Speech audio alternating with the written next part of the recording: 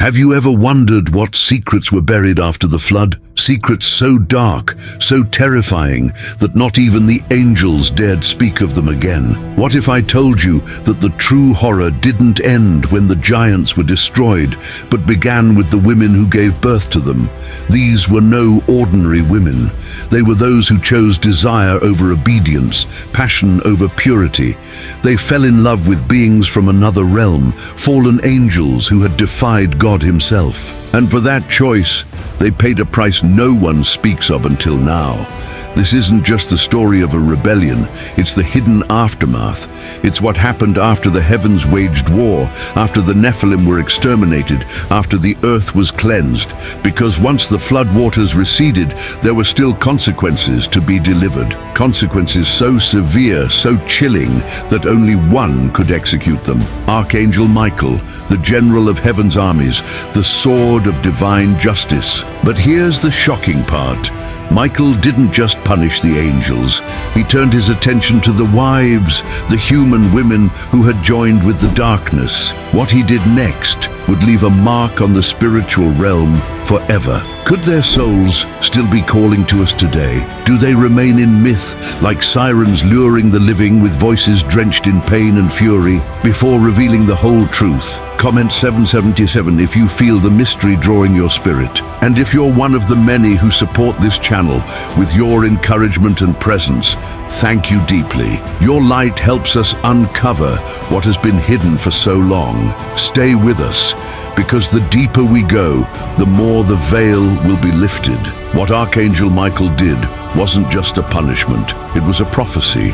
And once you hear it, you may never see the ancient stories the same way again. Are you ready to step into the unknown? Let's get started. Have you ever heard the saying that a single glance can change the course of destiny? What if I told you that a single glance, not from a man, but from the most powerful beings in heaven, was enough to unravel the divine order itself? This isn't just another forbidden love story. This is the greatest tragedy of love, at first sight ever recorded, one so profound it shook the balance between heaven and earth. Up above in the heavenly realms, all was pure, orderly, and radiant. The angels, God's messengers and warriors, fulfilled their sacred duties, singing holy praises, maintaining the beauty of creation, and standing as sentinels of divine law. They were created to serve and obey, with no desire of their own other than the will of the Almighty. Their task was clear, their loyalty unquestionable. But then something changed. One day, as they cast their gaze down from the heights of heaven, their eyes fell upon the earth. What they saw wasn't chaos or sin, at least not yet. What they saw was beauty, but not the kind of beauty they were used to. It wasn't the perfection of celestial beings or the glory of the stars. It was human beauty, imperfect, vulnerable, real, and it captivated them. The women of earth, with their raw emotions, gentle strength, and deadly charm, awakened something within the angels that had never been awakened before. It was unlike anything they had ever felt. How could beings forged in light and holiness begin to crave flesh and fragility? What was it about these women that made the angels, eternal and wise, willing to abandon everything they were created to do? Genesis 6:2 records the moment when this divine boundary was crossed. The sons of God saw the daughters of men, that they were beautiful, and they took wives for themselves of all whom they chose. This moment, this first glance, would mark the beginning of a fall. It was the spark that ignited a chain of rebellion, corruption, and, ultimately, divine judgment. But the deeper question remains. If even angels can fall from desire, what does that say about the power of human love and the dangers of loving outside of God's will? This is where the story takes a dramatic and dangerous turn. The angels, once untouched by the temptations of the world, began to experience something strange, something powerful. It began as a subtle fascination, like a whisper in the wind. But with each passing glance toward earth, that whisper grew louder, becoming a voice they could not silence. What was this strange attraction they felt? Why did it awaken such longing in beings created to be above desire? It was no longer just admiration. It was longing, obsession, a fire igniting in hearts that were never meant to burn with earthly passion. These were not lesser angels. These were the children of God, heavenly watchmen, guardians of divine order. And yet every time they looked down, the borders of heaven blurred a little more. The light that once radiated from them, pure and unwavering, began to flicker. Their glory, meant to reflect God's holiness, began to dim as forbidden thoughts infiltrated their minds. Meanwhile, down below on earth, the women carried on with their lives, blissfully unaware of the cosmic drama unfolding above them. They baked bread, sang songs, tended fields, and told stories by the fire. They never knew that their beauty, laughter, and warmth had become the downfall of the watchers in the sky. What do you think of what you've seen so far? Do you feel the tension building? Let us know in the comments what you think of this revelation. These women, simply by being human, unwittingly became the focus of divine rebellion. Have you ever wondered what it would feel like to be watched, not by people, but by celestial beings, angels meant to protect, now yearning to possess? As it is written in Jude 1:6, "And the angels who did not keep their positions of authority but left their proper home, these he has kept in eternal chains in darkness for judgment on the great day." The heavens were growing restless. The air was thick with tension. A decision was about to be made, one that would send ripples through eternity. And as the angels leaned closer to the world of flesh, the heavens above began to change.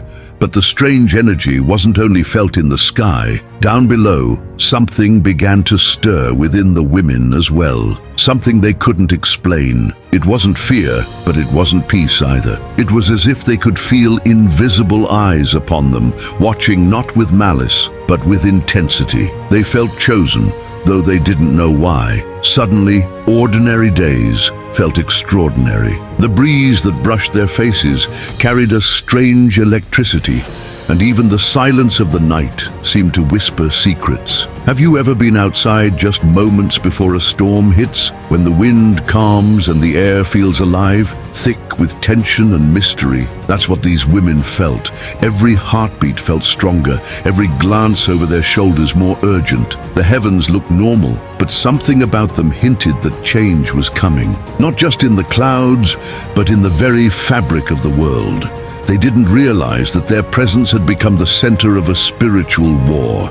Their smiles, their laughter, their grace were attracting angels from the heights of glory. The invisible barrier between the eternal and the earthly was thinning, and deep down, something within them knew that life as they knew it was on the verge of a transformation. Was it destiny? Was it temptation? Or had they unknowingly become part of a story written long before their birth? Ecclesiastes 3:1 reminds us, "To everything there is a season, and a time to every purpose under heaven." But what happens when heavenly beings try to force a season that God never intended? The world itself felt as if it were holding its breath. The animals grew restless. The wind carried a hum like creation, preparing for a collision it could not prevent. And yet the women continued, unaware that fate, dark, divine, and irreversible, was already on its way. The angels were fully aware that they were treading a dangerous path, one lit not by holy fire, but by the flames of rebellion. They knew that the line they were approaching was not only forbidden, but sacred. They had been created as divine messengers, warriors of light, sworn to serve the will of the Almighty. Every fiber of their being was built for obedience, for praise, for purity. And yet, something had changed. The more they contemplated the earth, the more they wavered in their duties. The more they dreamed of something they should never have desired. Every time the thought of leaving heaven crossed their minds, guilt invaded them. They remembered the heavenly courts, the glory of God's throne, and the honor of bearing his light. But then another thought arose, stronger, more seductive. What if there was something more? What if humans weren't just lesser beings, but a gateway to a kind of experience angels could never taste, unless they crossed the line? Once unthinkable questions now echoed in their minds. What does it feel like to love with the depth of human longing? Could we feel the warmth of the mortal touch, the ache of joy and sadness intertwined. Would we finally understand what it is to be truly known, not as a servant, but as a lover? Their hearts, once filled only with the light of God's presence, began to carry the shadows of longing. Is it possible for a being from heaven to love anything more than God? Could a heart designed to reflect divine worship be twisted toward earthly pleasure? The scriptures give us a chilling reminder in Isaiah 14:12-14, where Lucifer himself declared, "I will ascend above the heights of the clouds, I will be like the Most High." Desire outside of God's will is the seed from which all rebellion grows. And so the angels stood on the brink, torn between what they were created to be and what they now secretly longed to become. The attraction was no longer just a feeling. It was a force that threatened to drag them from the heavens forever. Day by day, the attraction grew stronger, and day by day, more angels found themselves unable to resist the growing fascination with humanity. What began as a quiet curiosity turned into a secret meeting.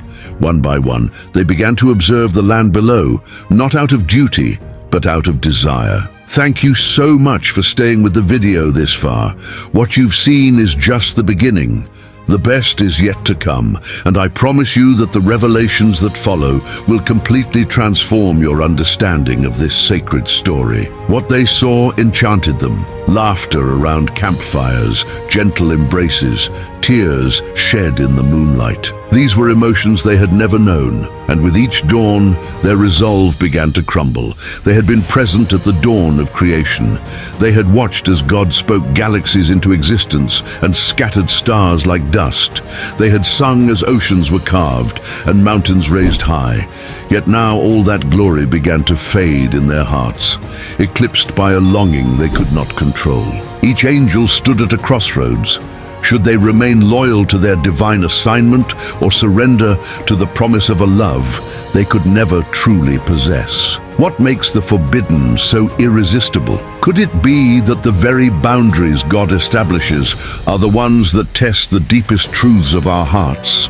Heaven and earth were never meant to be intertwined in this way. The realms were designed to remain separate, each with its own laws, its own purpose. But the angels were now willing to abandon everything they had been, heavenly warriors, eternal messengers, servants of the Almighty, for a fleeting chance at mortal love. Could they even understand the cost? This wasn't a small decision. This wasn't an act of curiosity. It was an act of rebellion. The book of Enoch tells us that 200 angels gathered, led by a being named Samjaza, and made a pact. They swore an oath, united by fear and desire, that they would descend to earth together so that none of them would face judgment alone. But judgment was inevitable.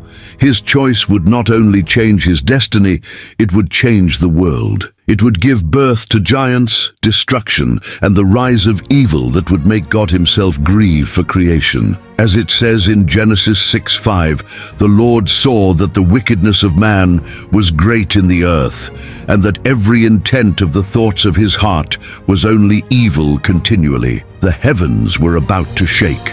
The earth was about to groan under the weight of corruption.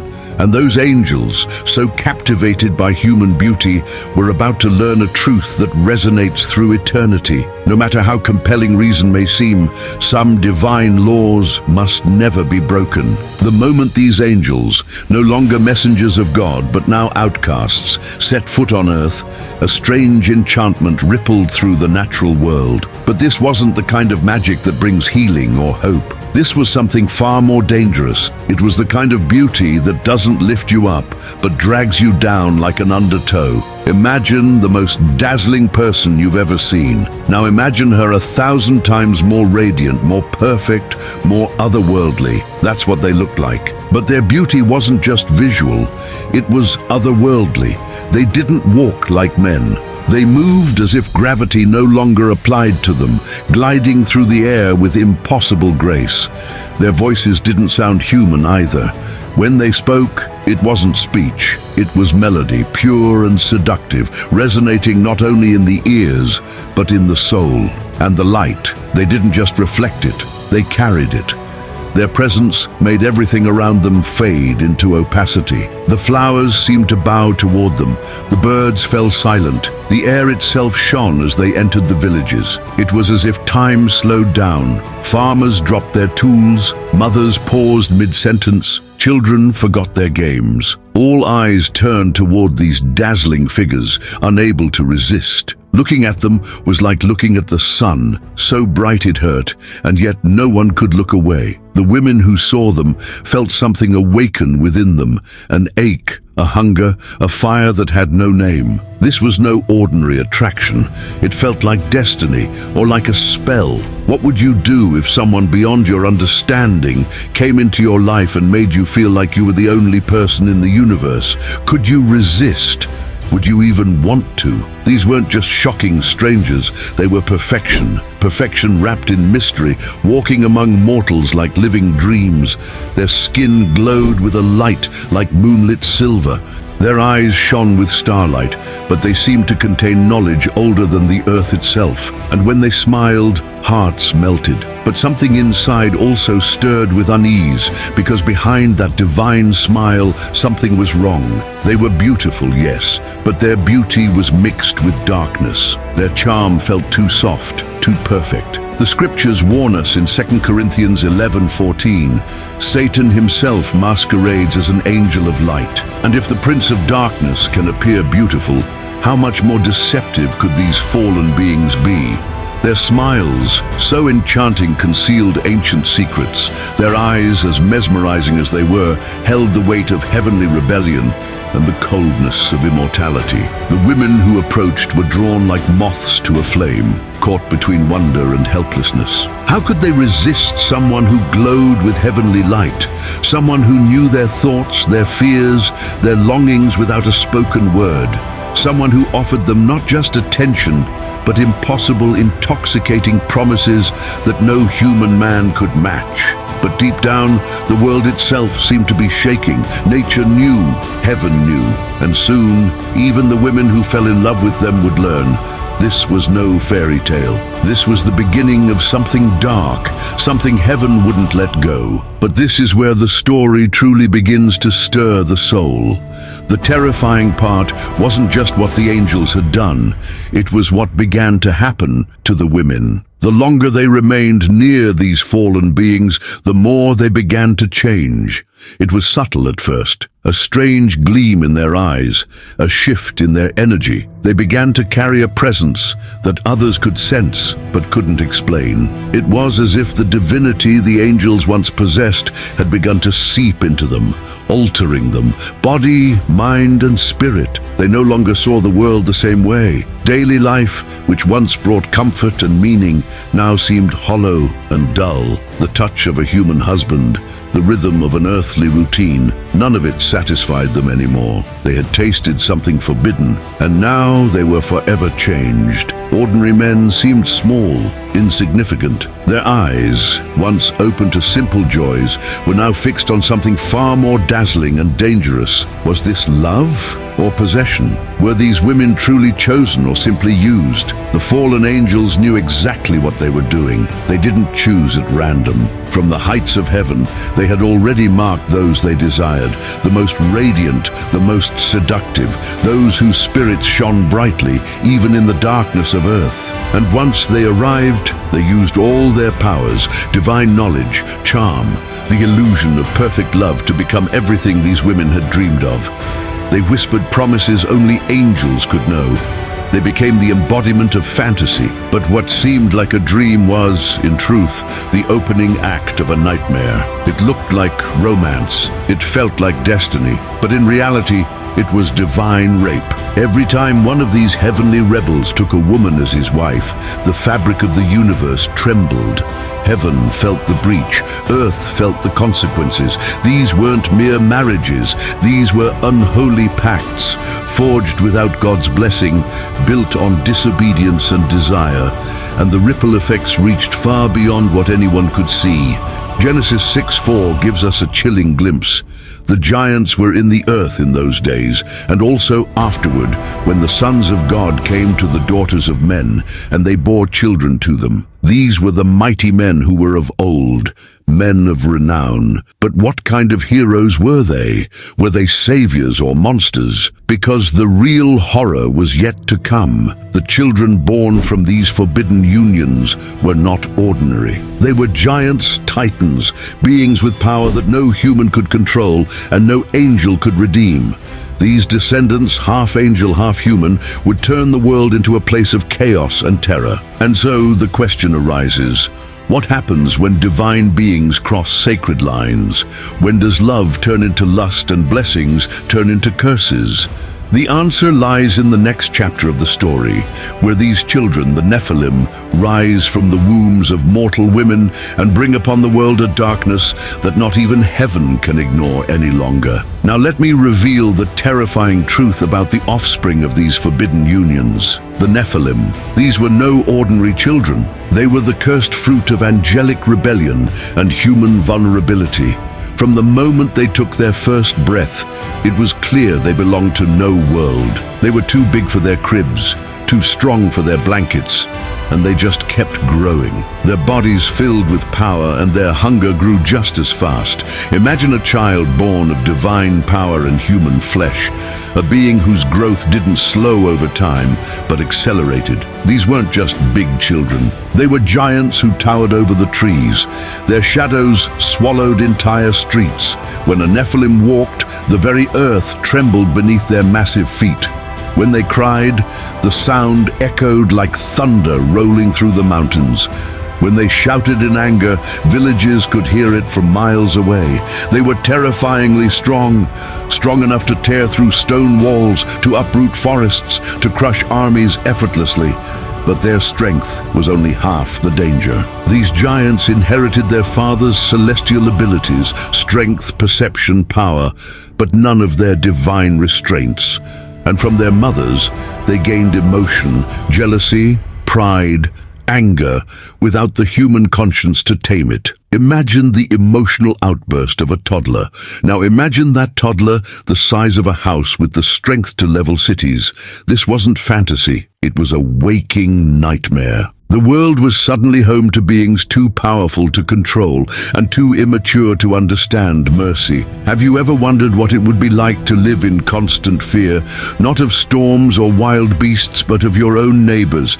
As children, entire cities lived in terror of the Nephilim. People whispered their names through trembling lips, hoping not to attract their attention. The farmers abandoned their fields. The fishermen stopped sailing. The markets closed. No one wanted to be seen when the giants came, and the Nephilim came often.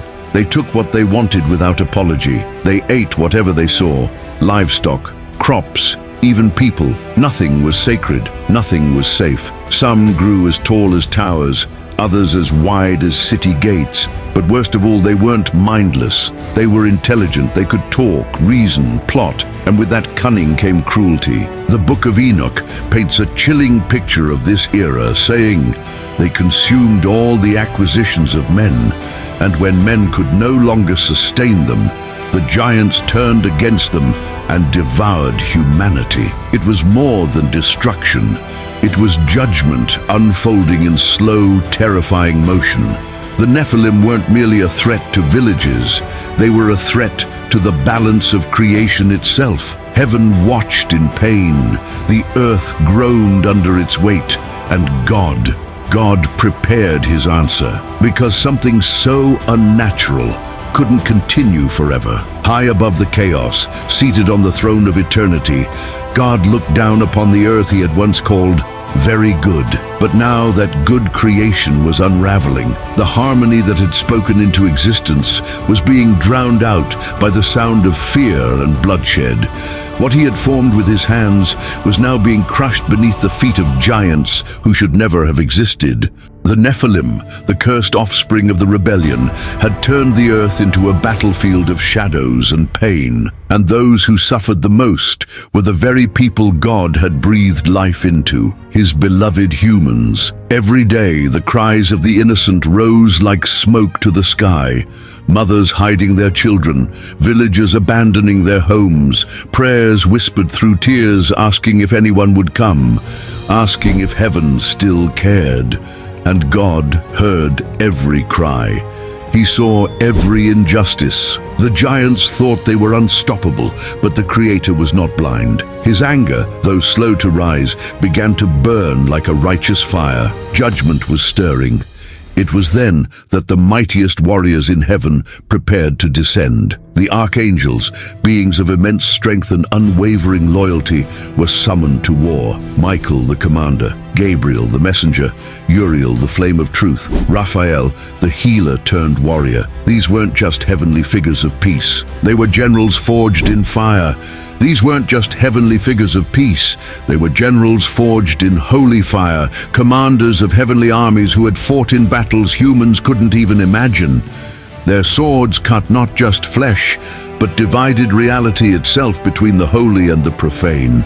Michael, the most feared of all, drew his flaming sword, the same one he had wielded when he expelled Lucifer from paradise. The celestial metal sang with divine power, thirsting for justice. But this time, the mission was different. It wasn't just about punishing the rebellious angels. The problem was more complex, more painful, because the Nephilim weren't the only ones who had sinned. Their mothers, the human women who had chosen forbidden passion over obedience to God, had also crossed sacred lines. And God, in his perfect justice, could not ignore any aspect of this rebellion. Genesis 6:5-7 records the words that shook the foundations of the universe.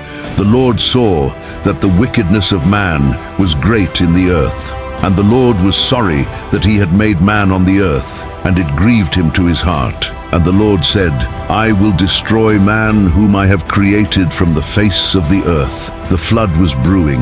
The clouds were gathering, not by meteorological chance, but by divine decree. The waters that had once brought life would now bring total destruction. But before the first drops fell, there were scores to settle. There were consequences to deliver, and Miguel had specific orders to follow. As the world unconsciously prepared for its end, Michael received an order that shook him to the core of his angelic being. It wasn't just to destroy the Nephilim.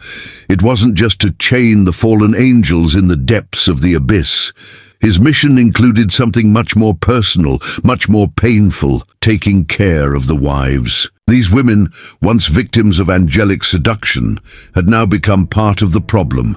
They had given birth to monsters. They had actively participated in the corruption of creation. And most disturbing of all, many of them were unrepentant. Even as their giant offspring terrorized the world, these mothers defended them, protected them, loved them with a fierce devotion that blinded them to the destruction they had unleashed. They are my children, they whispered into the darkness. They are part of me, part of something divine. They couldn't see, or refused to see, that they had participated in the desecration of sacred order, that their maternal love had become complicity with evil.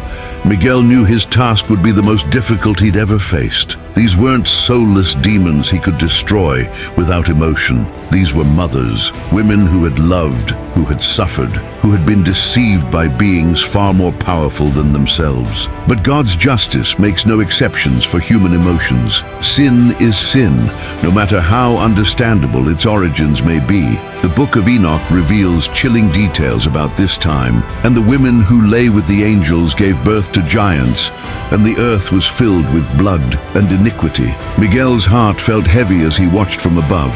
He saw mothers singing lullabies to babies who grew up to become machines of destruction. He saw them feeding mouths that would soon devour entire cities. He saw them tenderly embrace beings who knew no mercy. How could a celestial being, forged in purity and divine compassion, carry out such a devastating order? The night was darker than usual when Michael finally descended. He didn't come with heavenly glory or legions of angels. He came alone, silent as a shadow, carrying the weight of divine justice on his shoulders. One by one, he found them.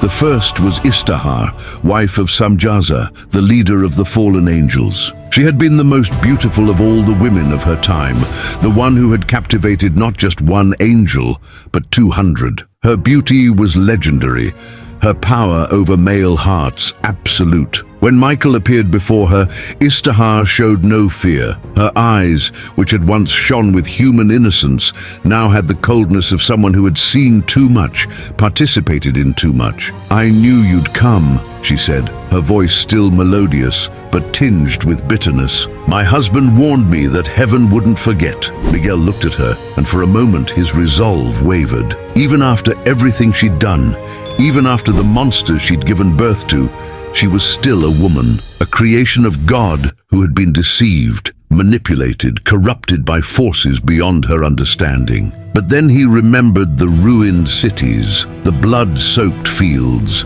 the screams of innocent people crushed beneath the feet of their children. "Judgment has come," Michael declared, his voice resonating with heavenly authority. "Not only for the angels who fell, but for all who participated in this abomination." Istahar smiled, but it was a mirthless smile, full of defiance and despair. "And what will be my punishment, great Archangel?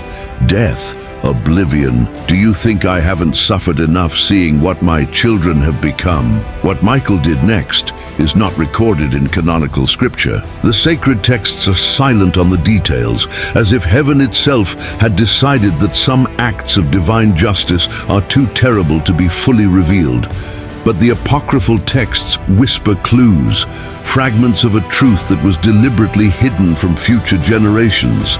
Miguel didn't kill them. Death would have been merciful, a clean ending to a dirty story. Instead, he gave them something much more complex, much more eternal. He transformed them. Their mortal bodies dissolved, but their souls found no rest. Instead, they were chained to the earth, condemned to wander between the realms of the living and the dead. They weren't completely dead, but they weren't truly alive either. They became something new, something that had not existed before. Spirits of wailing, voices that pierced the veil between worlds, calling eternally to the lovers who had damned them. Some traditions call them sirens, others speak of banshees, but all recognize the same pattern. Female voices singing from impossible places, melodies that lure the living toward inexplicable dangers. Have you ever heard a song in the wind that made you yearn for something you never had? Have you ever felt someone's presence in the darkness, calling you toward deep water or dangerous cliffs? According to this occult interpretation, those are the voices of the wives of the fallen angels, still singing their laments, still seeking redemption that never comes. Their punishment wasn't simply to die, it was to remember forever, to remember the love they had known, to remember the children they had lost, to remember the choice they had made and the consequences that followed. And the cruelest thing of all, they were condemned to eternally feel the longing that had led to their downfall, but never be able to satisfy it. But here comes the most shocking revelation of all, one that has been whispered about in mystical circles for millennia, but never confirmed until now. Miguel did not act alone in this decision. The orders came directly from God's throne, yes, but there was a deeper reason for this specific punishment. A reason that would reveal a truth about the nature of divine love that few have understood. God knew something that even Michael didn't fully understand at the time. These women, despite their sins, despite their participation in the corruption of the world, had truly loved. Her love for the fallen angels had been genuine, though misguided. Her love for her monstrous children had been fierce and real, though blind to the consequences. They had sinned, yes, but they had sinned out of love. And love, even misdirected love, even love that leads to destruction, is still a reflection of the divine character, because God is love. 1 John 4:8 reminds us of this fundamental truth. He who does not love does not know God, for God is love. So Michael's punishment was not designed to destroy that love, but to purify it, to separate true love from the rebellion that had corrupted it, to preserve what was divine in these human hearts, while punishing what was sinful. Their voices, condemned to sing for eternity, not only mourn their loss, they also proclaim a truth the world needs to hear, that even in God's harshest judgment, there is an echo of mercy. If this seems impossible to believe, consider this. Why do all cultures around the world, without exception, have legends of female voices singing from mysterious places? Why do sailors across all oceans report the same phenomenon? Melodies coming from the water luring ships to their doom. Why do travelers in lonely mountains hear songs they can't locate? Why do children, in the innocence that connects them most directly to the spiritual realm, often speak of sad ladies calling to them from forests and rivers? The answer may lie in this hidden history. The voices of the fallen angels' wives, transformed by Michael's justice, still resonate throughout the world. They're not trying to destroy, they're trying to warn. Their songs aren't calls to death, but rather reminders that some choices have consequences that transcend time and death. Every time you hear an inexplicable melody in the wind, every time you feel an invisible presence calling you toward the unknown, it could be one of them, still fulfilling a divine purpose that even they don't fully understand. They are involuntary guardians, sentinels marking the places where the sacred was violated, where love was misdirected, where decisions had eternal consequences. As the flood finally fell and the waters covered the earth, carrying away the Nephilim and washing away the corruption from the world, the voices remained. Michael had accomplished his most difficult mission. He had executed divine justice with perfect precision. But in his angelic heart, he knew this story wasn't truly over. I had learned something about human love I had never understood before. I had seen how even in the deepest fall, even in the most destructive rebellion, the human heart retains the capacity to love with an intensity that defies logic and transcends death. And maybe, just maybe, that was the lesson God wanted both heaven and earth to learn, that love, when it's genuine, never completely dies. It can be punished, it can be purified, it can be transformed, but it can never be completely destroyed. The wives of the fallen angels keep singing, they keep loving, they keep remembering, and in their eternal voices, those who know how to listen can hear not only lament, but also hope. Hope that even the harshest judgment can contain the seeds of redemption. Hope that even the most terrible sins are not beyond the reach of divine grace. Hope that one day, when all accounts have been settled and all justice has been executed, even these voices will find their rest. Have you heard his song? Do you recognize his voice in the wind? Comment 777 if you feel these voices from the past still resonate in your spirit. The story of the fallen angels didn't end with the flood. The consequences of their actions and Michael's justice continue to resonate throughout time. Every echo, every inexplicable whisper, every mysterious melody could be a reminder that our choices carry eternal weight. Stay tuned for more hidden revelations that have been preserved in the margins of sacred history.